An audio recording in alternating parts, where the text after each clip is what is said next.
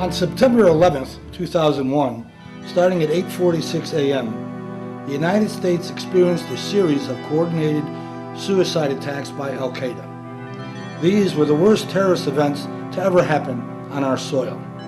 On that morning, 19 Al-Qaeda terrorists hijacked 4 commercial passenger jet airliners. The hijackers intentionally crashed 2 of the airliners into the Twin Towers of the World Trade Center in New York City, killing everyone on board and many others working in the buildings.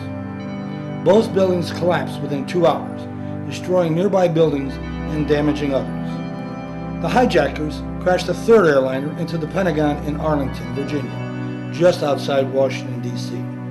The 4th plane crashed into a field near Shanksville in rural Pennsylvania after some of its passengers and flight crew attempted to retake control of the plane, which the hijackers had redirected toward Washington, D.C. There were no survivors from any of the flights. The death toll of the attacks was 2,995 people, with over 6,000 people injured.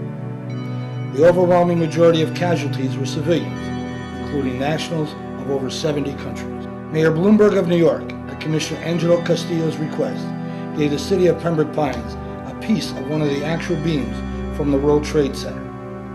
This piece became the centerpiece of our city's 9/11 memorial. The beam will sit atop a marble cube whose 4 sculpted sides depict the 4 phases of grief, namely shock, grieving, acceptance, and redemption.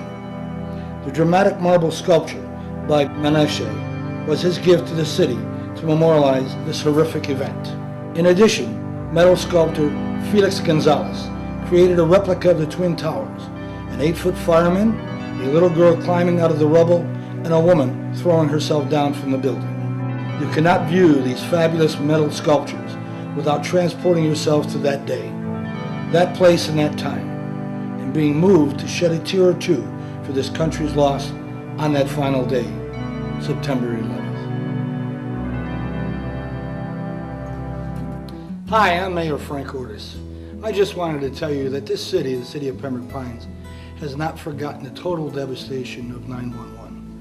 We are approaching the 10-year anniversary in 2011, and we are going to have a tremendous ceremony where we'll have our sculpture, our building ready for all to view, whether they be residents of Pembroke Pines or visitors. We're very, very proud of that. I want to thank Commissioner Angelo Castillo for getting our beam from the City of New York and Mayor Bloomberg for helping with that. That will all be part of our structure that will be on view. So it is with great pride that I reside over this ceremony to make sure that all of us remember the devastating times that took place on that 9/11.